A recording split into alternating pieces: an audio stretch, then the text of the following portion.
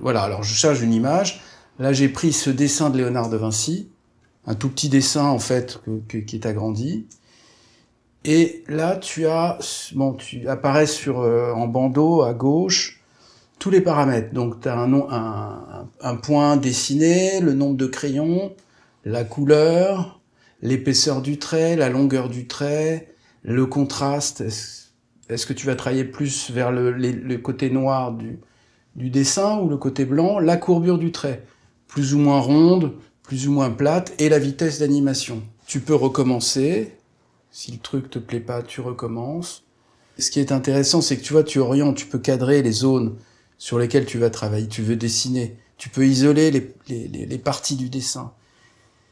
Et il y a tout de suite un fort caractère expressif qui va se dégager parce que la chose est, pour l'instant, on ne voit rien. Mais petit à petit, les choses vont apparaître. Tu vois, on va être vraiment dans une logique d'apparition. Ce qui est le propre même du dessin, de faire apparaître les choses. Il y a en plus dans l'algorithme un principe aléatoire qui fait que tu ne peux jamais dessiner 2 fois le même dessin. Parce que le principe d'automation que tu vas piloter, il est à chaque fois différent. Tu vois, on voit la couleur qui commence à apparaître. Avec un peu de maîtrise, en fait, il faut une petite formation pour le piloter assez à l'aise de 10 minutes, t'expliquer comment ça marche. Techniquement, le langage de programmation, c'est du JavaScript. Les premières moutures étaient en Java, on est passé en JavaScript.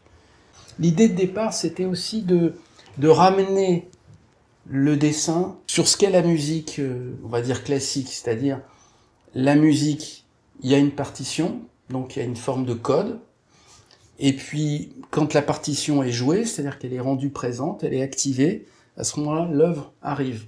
Et ce rapport qu'il y a dans la musique entre l'acte de jouer et l'acte de consigner l'œuvre dans un registre codé, j'ai voulu appliquer ça au dessin. Je l'utilise pour un travail actuel, une espèce de recyclage, de remixage des dessins de Léonard de Vinci.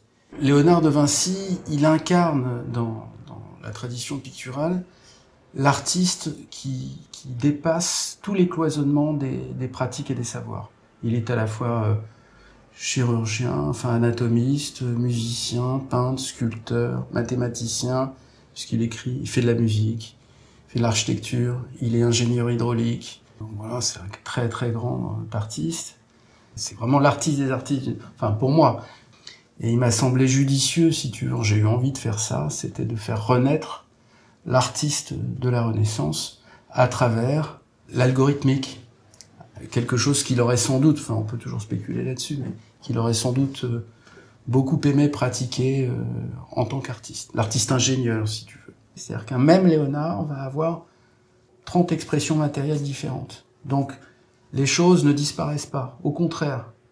Au contraire. Et l'avantage de Rose, c'est que c'est une machine qui est juste au milieu. Donc il y a un développement qui est prévu en NFT, mais pour l'instant, tout ça, c'est les résultats de Rose. Alors il y en a qui sont plus ou moins tuilés. Par exemple, avec plusieurs dessins de Rose, j'en fais un, en les superposant, comme dans la composition musicale, ce qu'on appelle le tuilage. Tout ça, c'est généré par cet algorithme. On va faire des tapisseries. 2 mètres par 2 mètres. Bon, je raconte l'idée de l'idéogramme, c'est-à-dire une image qui est à la fois un texte et un sens, un sens sensible. Donc là, j'ai pris des paumes de différentes personnes. Voilà, et ça donne ça. Alors j'ai modélisé ça en 3D, les tapisseries, tu vois, donc il y a un côté...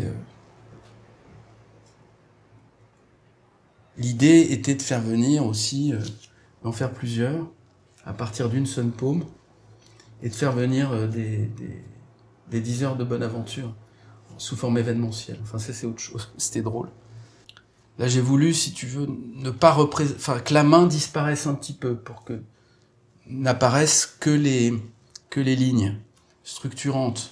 D'ailleurs on voit parfois il y a des détails de peau, et rester ça fait très paysage japonais, tu vois, ou chinois. À première vue, si on sait pas que c'est une paume, on ne la voit pas. L'algorithme va produire une fois qu'on est arrêté sur quelque chose qui convient, on fait une sauvegarde du travail de l'algorithme sous un fichier SVG, et ensuite le fichier SVG est exporté vers une tapisserie numérique. Alors ça, c'est l'échantillon à échelle 1 d'une tapisserie qui faisait 7 mètres par 5. Donc c'est un détail de la chose. Voilà. On voit que c'est... Ouais, c'est coton et soie. La couleur qui est là, celle-là, là, le gris-bleu, là, c'est l'addition de ce fil-là avec ce fil-là. C'est pas une couleur qui est dans le fil. C'est le mélange optique des deux couleurs. Comme dans l'impressionnisme. Même chose ici, même chose ici. Même chose là.